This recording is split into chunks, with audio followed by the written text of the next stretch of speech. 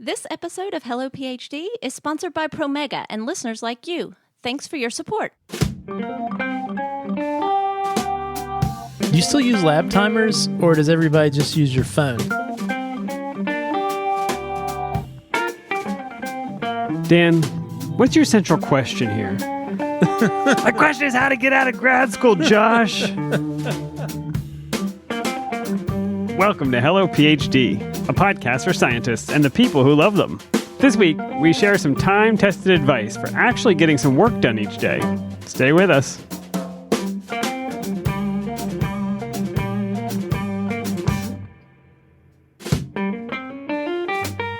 And we're back. This is Hello PhD, episode 175. I'm Joshua Hall. I'm Daniel Arneman. And we'll discuss the human side of science and life in the lab. Hey there, Dan. Josh, good to see you. Good to see you. How you been? Josh, I am doing great because you have brought us a special beer today. This is a farmhouse ale, which I tend to like. This is a farmhouse ale, Dan. I picked this one up for you. Actually, we just wrapped up our series of IPAs. Now we're transitioning to beers I know you're interested in. I got some Belgians. Got this farmhouse ale. I think you're going to like these, but we're starting with the farmhouse ale. This is called Le Tub, which I guess is French for the tub. The tub, I would guess. As in bathtub, based on the... My French isn't great, but I'm pretty sure it means the tub. Well, this is from Winer Beer Company, so I guess that'll be great for us. Spelled like it sounds, Winer. Winer Beer Company in Chicago, Illinois. Yeah, I checked out the website, and I need you to click on that link I put in the show notes and just take in the animation that happens when you click that link. Yeah, you specifically told me not to click on it before we start recording, so my interest is piqued. So I'm clicking. What is happening? It's the art on the can, but in animated form. There's like a guy sitting on a tub. This link will be in our show notes, I'm assuming. I can't figure out, Dad. He's sitting in the tub taking drinks of the beer. There's a cat with a mouse in its mouth sitting on the side of the tub. But I can't figure out, Dad, there's these little black things that are falling out of the tub. They look like bugs or fleas. I wouldn't say he's drinking the beer. I'd say he's spraying the beer into his eye. Oh, the tub is suspended over a black hole like you would get from Wile E. Coyote. And there's a creature coming out of it. And there's a duck near a snorkel. There's a lot going on. You need to check it out. It's all animated, and it makes absolutely no sense. There's a taxidermy goat with a cheese painting hanging out of its mouth. Yeah, it's pretty phenomenal. I think I could sit... the same thing happens over and over, but I've stared at this animation for far too long. Yeah, so please check that out and check out this beer. What do you think about the beer, Dan? Well, it definitely picks up some sour notes. So this one has the, is it Brettanomyces or is it some other flavor we're tasting? Yeah, my understanding with a farmhouse ale is unlike more traditional styles of beer where there are very specific strains of yeast that are used for fermentation. The farmhouse ale kind of originates from, I guess, sort of leaving the mash out and letting whatever's in the air land on it and start to ferment it. I don't know if it's actually that uncontrolled these days. Could be those fleas out of that guy's bathtub. We don't know. Could be. But it definitely has some of the telltale characteristics of a farmhouse ale and sort of a tangy, more sour note than a typical ale, which I don't always like, but this is not overpoweringly sour. Yeah, I do like that on the website they list the hops and the ABV and all those things you're accustomed to seeing, but they list yeast/bacteria. The yeast is a saison, and the bacteria is lactobacillus in this case. So I like that. Now we've got pairings. We've got combinations of organisms that are going into the beer to create this specific flavor. It's a partnership, really. It's a partnership. Eukaryotes and prokaryotes together at last. Well, I'm enjoying it. Keep bringing the farmhouse ales, Josh. I do want to take a minute, though, before we get started to thank Promega. You can find proteomics content on Promega's Student Resource Center. You can discover proteomics methods and techniques. You can express and detect proteins, examine protein interactions, and much, much more. Just go to promega.com/helloproteins. Hey, Dan, speaking of Promega, we don't usually do this, but we've been partners with Promega for, I don't even know how long. It's been, 3 years at least? Years and years, let's put it that way. Time has gone by strangely in the last few years. But anyway, this all got started because of Jenny, who reached out to us from Promega back in the day, whenever that was, actually had listened to the show, which stood out to us from some other folks that reach out from time to time. But really thought some of the things they're trying to do at Promega to help out students and really support them in their training connected with the types of things we're trying to do, because that's what we want to do by having this show. And so the reason I bring it up is Jenny's had a great opportunity and is moving on to some other things and won't be at Promega anymore. We're continuing our partnership with them, but we just want to take just a second on the show to say thanks to Jenny for making the connection and reaching out to us in the first place, and also just her kindness and her passion for students and for people in general. She has been a real pleasure to work with. Yeah, and partnership. I mean, she's a real advocate for students in this space, and we really do appreciate her. And best of luck to her on her new job. Yes, thank you, Jenny, and best of luck. Also, Dan, we wanted to say a special thank you to a new Patreon patron. Special thanks to Mario, who has joined our growing list of patrons. Thanks so much. All right, Dan, let's get on to our topic of the week.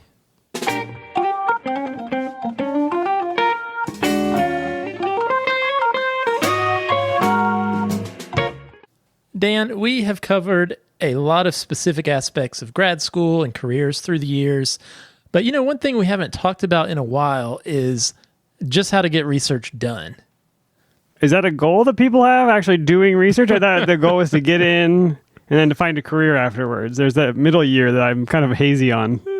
That is an important part, but, I was thinking about it this week leading up to this episode and thinking about what we were going to talk about. I was like, we haven't talked much about in a while the thing that grad students spend most of their time doing during grad school. And I do have some things to say about this topic, because when I reflect back, Dan, I think I would be a way better grad student today if I went back to grad school based on the school of hard knocks, all the really hard lessons that I learned along the way. But one reason we want to do this podcast is, as we mentioned, we want to hopefully help you get through grad school maybe an easier way without having to stick your hand on the stove and learn the hard way. Yeah, I think there's hope in looking back and saying there was a better way to do this. And if I had done it this better way, then my experience would have been better. And so you're offering that to people going through that process right now, or maybe they're hopefully enrolling in the fall. Here are some time-tested advice for how to get through those day-to-day. I've got experiments to do, or I've got research, or I've got papers, or I've got grants. And you can, as we both know, Josh, you can lose years on doing the wrong thing or doing the right thing in the wrong way. And it just evaporates, and you look back and you say, how did all this time pass? It's just incredible. Yeah, and that's what we definitely want to avoid. So I want to be clear from the outset that most of these tips, as I mentioned, were definitely born out of hindsight. I was not some amazing wonderkind in the research lab. You knew me, Dan, back then. That was certainly not true. I can definitely remember, as I was thinking through what I wanted to talk about this week, I can remember many ways that I was not always very good at this stuff while I was actually going through grad school. Learned a lot of it the hard way. But again, I did learn some stuff during grad school and my postdoc. And so reflecting back on that, I was definitely a better researcher toward the end of my lab training than I was at the beginning. And if I did go back, which I'm not going to do, I would approach it in the way I'm going to lay out now. Dan, I've been reflecting a lot this week on my grad school experience. Would you say, thinking back, you were an awesomely organized, efficient experimentalist when you were in grad school? I was very organized about making sure I went to lunch each day and making sure I took a really long time to do that. I definitely sampled all the restaurants in the town. So, but the experiment part I was less organized about. Lunch is the most important meal of the day when you're trying to avoid experiments. That's right. All right, Dan. Well, I'm going to go through these 4 tips. So let's start with number 1, which is know your question. When I work with students, and especially have worked with students who are starting fresh in brand new labs, I always like to push them to make sure they have a clear understanding of what their research question actually is. So no matter what field you're in or how broad or focused your specific project is, you probably have some specific question that you're trying to answer. And I think it's important to be able to articulate that. What I have seen, though, and this was true for me in the past as well, was I didn't always have a clear idea of what my research question was. And because of that, first, it was hard for me to effectively talk about my project, either formally in a seminar or at lab meeting, or even informally with my PI or other lab mates. And on one hand, you might say, well, this is a super basic point, like knowing what the basic question of your research is. Of course, I know my research question. And if that's you, I would say, well, great, good for you. But I've also seen sometimes what can happen is you start in a new lab and there's new info and techniques and papers that are all flying at you quickly, and you're trying to keep up. And the next thing you know, a week or a month or even a year has gone by, and you realize, wait a second, what am I doing? What's the point of all this? And it can be really easy to get bogged down in the weeds of the day-to-day experiments, and you lose sight of the big picture question that those individual experiments fit into. And besides making it hard to think and talk about your science, number 2, it can be hard to keep your motivation level up if you lose sight of the connection between what you're doing day to day and the big picture of why you're doing it. And what can happen too is it's compounded when, like I said, let's say you're 2 months in and you're feeling unsure of yourself and you realize, you know what, I honestly have no clue why I'm doing this experiment and what these results are even going to mean. That can feel really embarrassing. And unfortunately, what you often want to do at that point is the exact opposite of what you should do. You want to try to fake it even more because you're like, well, geez, I should know this. And it would have been okay to ask these questions in my first week, but now they're going to know I'm totally a phony and full of it. So, it goes back to one of my favorite sayings, Dan. The best time to plant a tree is 30 years ago. The second best time is today. So if you're in that situation where you're not totally sure what it is you're doing and why, stop everything, scrap your experiments for the afternoon, and do what you need to do to understand what you're doing and why. And what you might find out when you do this is that you don't know because no one told you, or there truly is some hole in the logic or flaw in your experimental design. Maybe you can figure it out on your own, but honestly, don't be afraid to just come clean with your PI, maybe another trusted person in your lab who seems like they know what's going on, and say, you know what?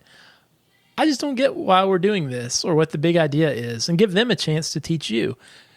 And don't give up until you understand what you're doing, why you're doing it, how it fits into the big picture. Because once you have a firm grasp on that, a lot of other productivity and confidence flows from that, because now you're able to frame each of your experiments and conversations and presentations with that solid understanding of your main question.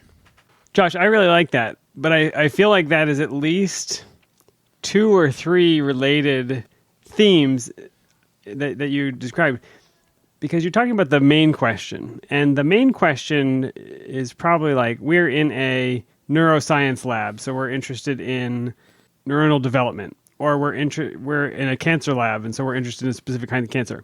I bet you a lot of students know what gets written on the grant proposal in terms of what the ultimate goal is. But I think what you're talking about is keeping a very clear link in your mind between what you're doing day to day and that main goal. And I think that is much more tenuous. And in my own experience, Josh, I got pulled off course a lot by little projects, little side things that it wasn't always my idea. Sometimes the PI would say, hey, could you research this thing? We're thinking about doing a new grant, and it's going to be on this topic. And that new topic had nothing to do with what my my dissertation needed to be on, or on really what the lab was studying in general. And so then I would embark on 6 months of experiments, and then somewhere in the middle of that time, I'd be like, wait, what is this all about again? Why am I doing this? And I think that's what you're talking about. It's very easy to be working day to day and just forget that it's supposed to be working toward a goal. Yeah, absolutely. And, even when I talk about this main question, it may not be a big, lofty, far-reaching question like curing cancer. How do we cure cancer? I mean, your research question might be, that's sort of central to your thesis, might be, how does this protein interact with this other protein?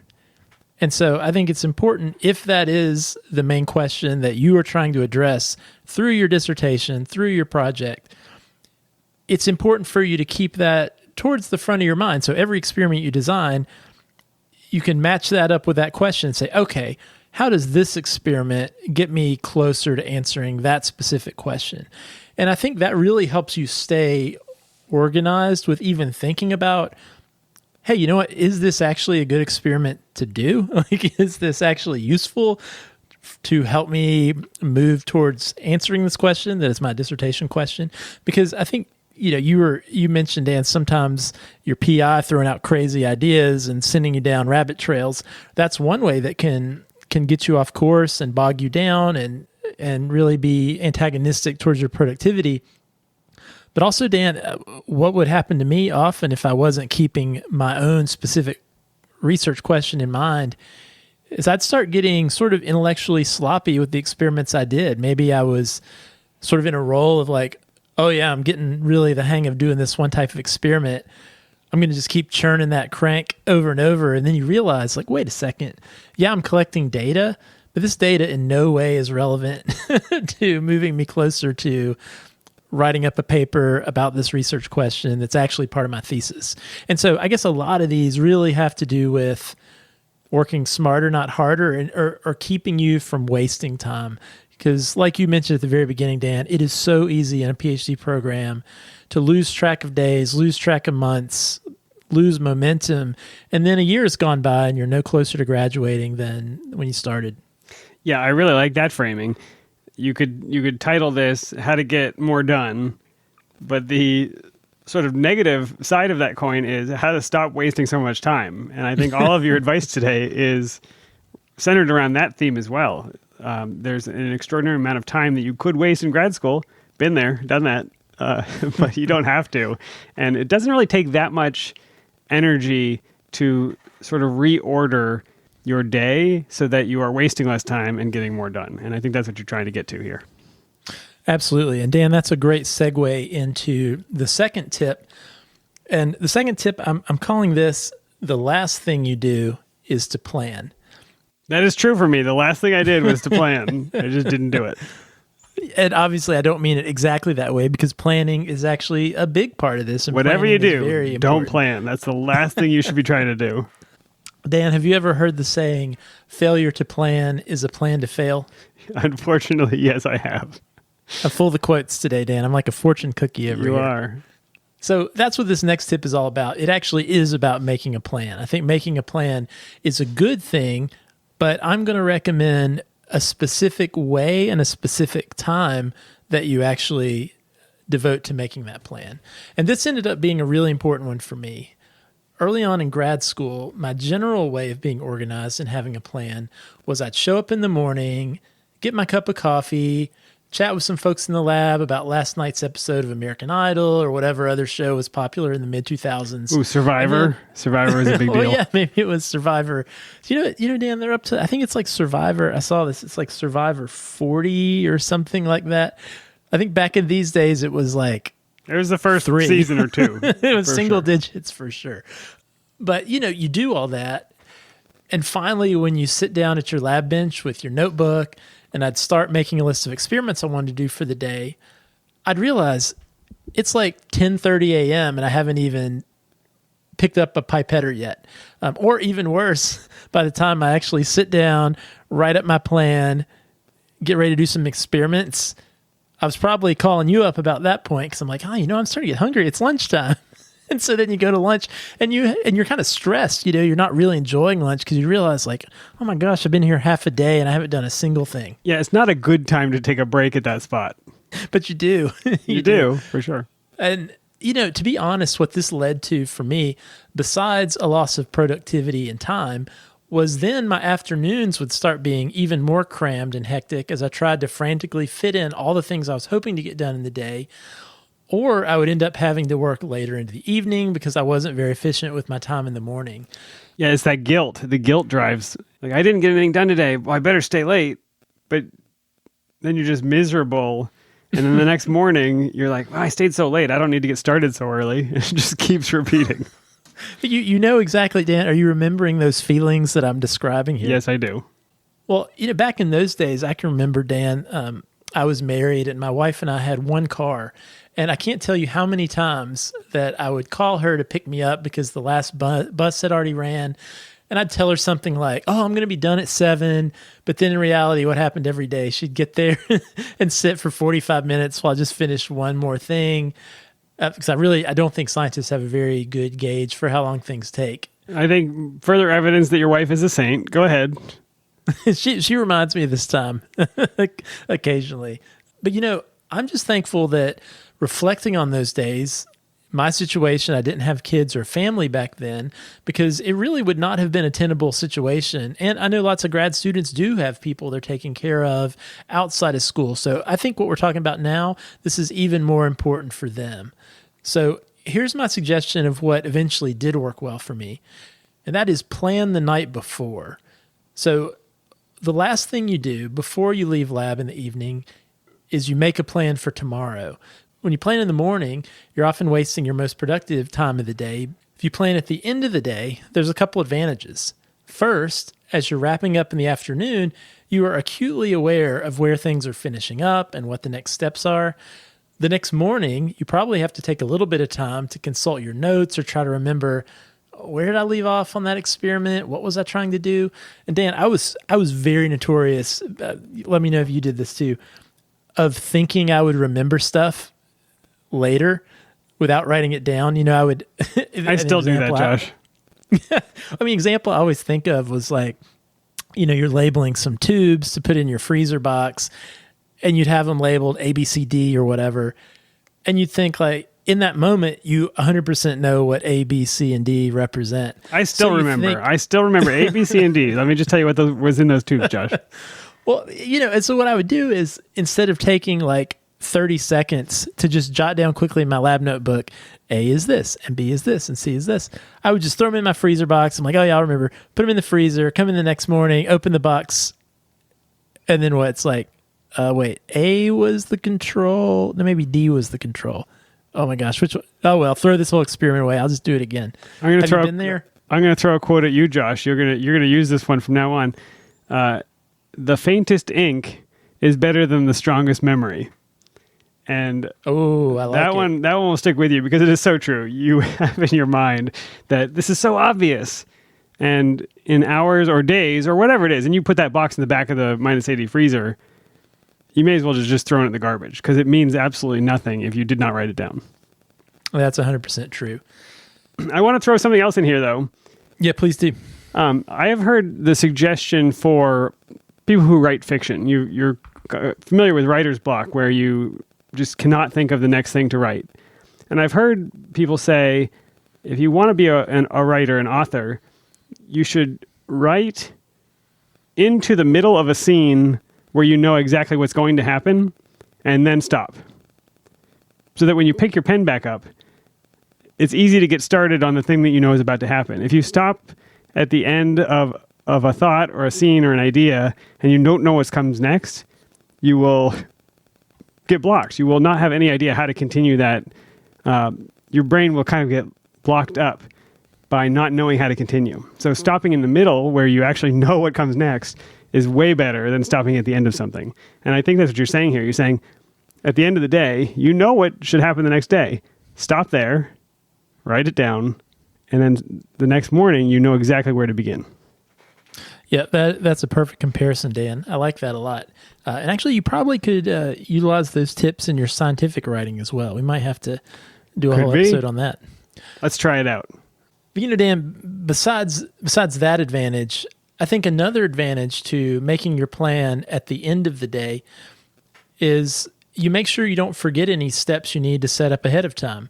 And this may not be true for all scientists, but for the work I was doing, there were lots of experiments where if I wanted to do something that day, I needed to get some plates set up or some strains out of the incubator the day before. And when I wasn't intentionally planning the next day at the end of the previous day, I can't tell you how many times I would lose a whole day because I came into lab in the morning planning to do an experiment and I had forgotten to streak out some strain I needed, make some buffer or whatever the night before. And then the last thing, as we stated, when you make your task list the evening before, as soon as you get into lab, in contrast to what we described earlier, you're ready to hit the ground running and you can actually cross some big things off your list before lunchtime. And I tell you what was true for me, that felt really good. And more often I felt like I could leave by 5 or 5:30 feeling like I got a lot accomplished. I got done what I needed to do. And by being more efficient early in the day, that left more time to discuss Survivor later on. I mean, what are they going to eat in the next Survivor challenge? That's the question. No, it's so true. And thinking back to, I think lab is a little bit unique in the time lag between being able to start something and the preparation it takes to get there. So if I'm at my job right now and I have to write a piece of code, I can stop at 5 p.m. if I need to.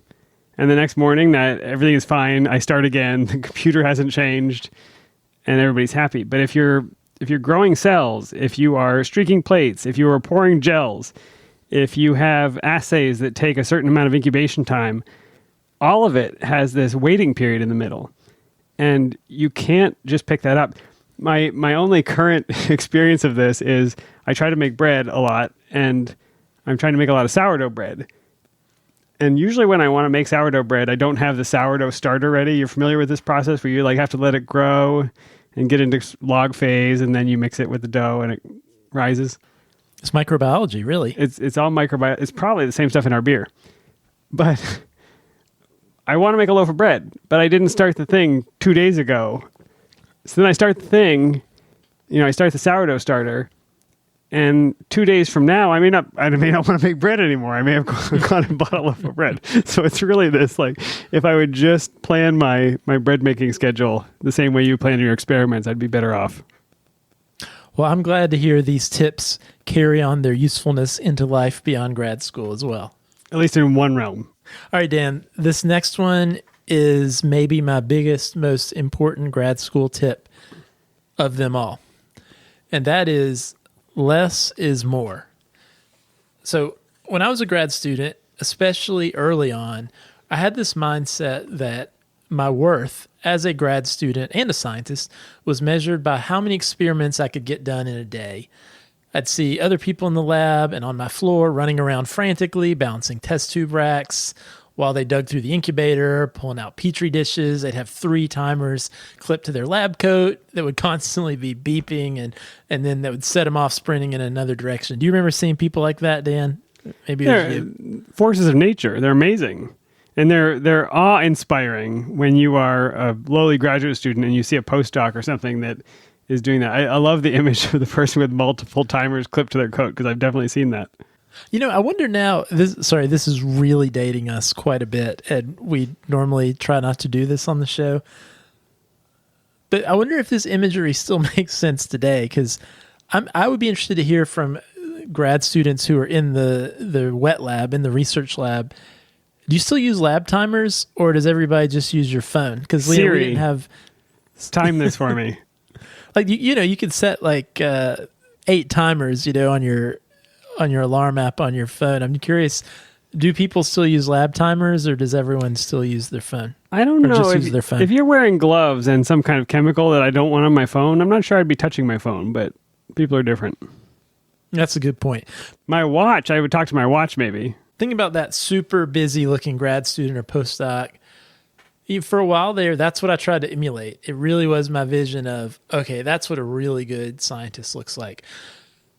And, this problem was actually compounded when I wasn't heeding my advice from the last tip of planning the night before. But what I found out was the more experiments that I tried to cram into the day, the slower I seemed to be progressing overall. I started to realize that out of 3 experiments that I would have planned for a day, it was a very common occurrence that I'd have to scrap at least one of them because I made some careless mistake, I ran out of time, or I missed some key incubation or time point because I was busy trying to work on the other experiment I was trying to get done at the same time. Not to mention, I was feeling really stressed out most days, just running around, pardon the phrase, running around like a chicken with my head cut off. I can actually remember one day coming in and saying to myself, you know what? This is just not working. I had one experiment that was really important for my project that just kept failing. And I recognized if I could just get that one thing to work, that would be a huge step forward. So I decided for one day, I was just going to focus on that one experiment and nothing else. And of course, you know what happened. The experiment did work because I finally gave myself the time and space to have all my reagents organized and set up ahead of time. I carefully and intentionally made sure I did all the steps correctly. All of my incubations were actually the exact right time that I wanted them to be. And when the experiment was done, I even had time to look at the preliminary results and write them up in my notebook, which honestly is how science should be done. But I was so frantic before, again, thinking that that's what a good scientist did, that I was just spinning my wheels. So from that point on, that's what I started doing. I'd plan one key experiment to do most days. And, I wasn't dogmatic about this. There were definitely some days that maybe I had several super easy or quick things to do, so maybe I would do several things on those days. But in general, I shifted my thinking to a place where it was better to do fewer experiments really well than do lots of experiments really sloppy. And what happened was, honest to goodness, Dan, when I started changing my mindset in this way, I can remember the result of that was not just my project starting to progress faster, but I felt less overwhelmed while I was at work. Doing an experiment where you give it the time and space you actually need to do it in an organized fashion is so much more enjoyable than running around like that chicken trying to do 5 things or having the 7 timers lined up on your bench. So I think related to that, Dan, was by doing this, I got to a place where for the most part, I wasn't staying all hours of the night and day working in the lab. I wasn't working on weekends very often. Your wife wasn't chauffeuring you around? Well, I think that was probably still happening. But, the type of research I was doing, I'd mentioned that I often had to set things up the night before most of the time. So, most weeks I did have to run into lab on Sunday night for about 15 minutes to get some strains streaked out. But I certainly was not working all day on Saturday or Sunday, hardly ever. And objectively, I like to think I was actually a pretty productive grad student at the end. Had my papers, I finished right around average time, but I also did other things that were important to me. I spent time with my wife. I did lots of hobbies unrelated to science. And Dan, I love my hobbies. And I spent time with some really great friends who had nothing to do with grad school, and so I'm really thankful for that time too. And honestly, I think my ability to get to a place where I could do those things stemmed directly from putting into practice some of these strategies that I'm talking about here. Hearing all of this, Josh, I really wish you had told me some of this when I was in grad school. Like, it really could have helped me out if you threw me a bone here and gave me some advice. I mentioned, and it is true, I can distinctly remember just sort of stopping one day and thinking, like, the way I'm approaching these experiments is not working. I don't remember exactly when it was, but just generally thinking about the type of experiments I was doing at that time, it was later on in my grad school experience for sure. Several years of running around like crazy and feeling stressed out had gone by. You couldn't have saved me then. You were too far gone. You didn't want to hear it at that point, Dan. I can just imagine you sitting me down. Dan, what's your central question here? My question is how to get out of grad school, Josh. So true. So true. Good times. Glad they're past. All right. So we have arrived at my 4th and final tip. And, I feel like these first 3 tips were really practical ones, but this last one has more to do with, I guess, maybe a mindset or just a reminder. I think one big trap that PhD students can fall into is this trap of trying to be independent. And, trying to be independent, trying to grow and develop as an independent scientist is not a bad thing. I mean, that's something you often hear when you're thinking about going to grad school, or maybe you're interviewing for grad school and they're telling you about what they're looking for in their students. And they'll say, we want people who can learn to be independent scientists. We value independence. And, that's great. Constantly. That phrase comes up constantly. constantly. But one thing I have seen happen is grad students internalize that either in the wrong way or take that thought too far. And so what I want to say here is when we say growing to be independent, we mean independence, not isolation.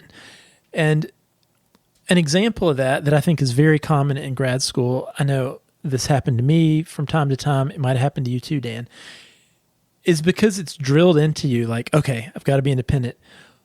What we often do during our training is when we're working on a project and we get to a point where we're stuck, like we've tried things, we don't know why something's not working, we've hit a dead end. What we say to ourselves is, okay, well, I got to figure this out on my own because the goal is for me to be independent. So I've just got to like read more papers or repeat the experiment 72 more times and not say anything to anybody. Definitely don't ask for help. That's the worst thing you could do. And, I've seen so many students continue to fall into that trap. And it's the same trap that I fell into. Because the reality is, being independent does not mean doing everything on your own. And I'll give you an example that's unrelated to science. We also grow in our independence as adults. Well, most of us do as we progress through life. I like to think I'm an independent adult now. I have a house, I have a family, I have a job, all that stuff. My air conditioner has broken before. And so when my air conditioner broke as a grown adult, I could say, well, I'm an independent person. I need to stop everything and research how to fix air conditioners. You got to go read the literature. You gotta go to Google. Maybe I'll go to the library and check out a book on compressors or Freon. I'll buy some Freon and just start dumping it down the grate on the top. You're halfway there, Josh. Halfway to killing the environment. You're doing great. I think you see where I'm going with this, Dan. My skill, I'm not mechanically inclined in that way where I think I'm smart enough. I could probably figure it out eventually, but it's probably not worth my time to figure out everything there is to know about fixing an air conditioner to get it running again. Instead, what do? You call somebody who is an expert, or you get advice and support from somebody that does know how to do that. And that doesn't mean I'm not independent because I sought out help in that way. And it's the same thing about graduate school. In fact, part of being independent is knowing when and who you need to go to in the event you do get stuck. Your PI probably does that all the time, right? They're very adept at realizing like, oh, you know what? We need to collaborate or, write an email or have a conversation with this other person who's an expert in this thing that we're interested in. That's being independent, is knowing when you need to ask for help and knowing who to go to. Another way to say it might be that you as the air conditioner owner take responsibility for the problem. You are not waiting for somebody to swoop in and take care of this for you. You have to take steps to make the problem right. And in your research, you can't blame the PI because they didn't swoop in and tell you what you needed to know to fix this problem. Like, it is your job to make sure that you get past this hurdle. And so that is the independence of the responsibility. You are the drive behind answering this question. And if you don't drive it, nobody's going to drive it for you. Yeah, I'm so glad you said that, Dan. That's absolutely right. Because that also is driving your project forward by asking your lab mate who's an expert in biochemistry, if that's what you're having, in Western blots, if that's what you're having trouble with, or researching who else on your campus knows how to do that thing and reaching out to them. Just because you didn't do everything, you're absolutely right, Dan. It counts as you driving it forward if you're the one that reached out and got that help. I was thinking of a scenario where your lab mate sees your Western blot in the garbage and picks it up and kind of looks at it closely and says, you may want to change the buffer to this. Like, that would be somebody coming to your rescue when you didn't ask, but it would also be extremely annoying. So make sure you take the initiative and seek them out. Don't wait for somebody to go through your failed experiments for you. Well, actually, when I do my Western blots, I do it this way. All right, Dan. Well, that's just a few tips as I was reflecting back this week on things I learned in grad school, in my postdoc, that really made the doing experiments part better or more efficient. And again, these were not things that I learned in my first week, but this was really reflecting back ways that I recognized that I was a better, more efficient researcher 10 years down the road than I was the first day I set foot in lab. And so my hope is that those of you listening, you might be really good at some of these things already. Maybe you pulled one little nugget out that'll help you have a better week, have a better semester, have a quicker grad school experience. And you know what? Maybe you've got some tips and things you've learned that really have helped you that you think others would benefit from. And if so, we would love to hear it. We want to share that with others too. Because again, that's really our motivation here, is realizing, grad students are still struggling in very similar ways to the ways we did all those years ago. And we want to help that happen less. Yeah, I think this will be really valuable for current grad students, postdocs. And for me, Josh, this may save me. I occasionally have this dream where I am back in the lab. True story, and I won't turn this into a therapy session, but I have this dream where I'm back in the lab and I have like 1,000 experiments that I haven't done, and I have that feeling of, oh no, I'm never going to get all these things done. So maybe in that dream, I will think to myself, what is my central question? And can I do a little planning tonight rather than waiting till tomorrow? Hopefully you'll save me, Josh. That dream sounds like it might be a nightmare, Dan. Potato. Actually, I should have warned you before we got started, Dan. This topic may induce flashbacks of panic and negative feelings from your past. All right. Well, like I mentioned, if you have any feedback or tips you want to share, or if you have a question or topic idea you'd like for us to discuss on the show, we certainly would love to hear it. You can reach out to us by email at podcast@hellophd.com. You can send us a tweet at hellophd. Or if you like the show, you can leave us a review on Apple Podcasts. We love your feedback, and it helps new listeners find the show. If you'd like to support what we're doing, you can become a patron. Simply go to our website, hellophd.com, click the Become a Patron button, or you can visit patreon.com/hellophd. We would appreciate the beer money, and thanks so much to the ongoing support from all of our patrons. All right, Josh, another great episode. I appreciate you digging back through the archives of your mind. I'm going to spend the rest of the day staring at this LaTub animation and trying to figure out what is living in the hole below the tub. It's really creepy. This may replace your lab dream with a nightmare right. revolving the around cat this LaTub with the mouse and the goat head. It's going to be great. I'm stuck in LaTub and I can't get out. All right, Josh, we'll see you next time. See you next time.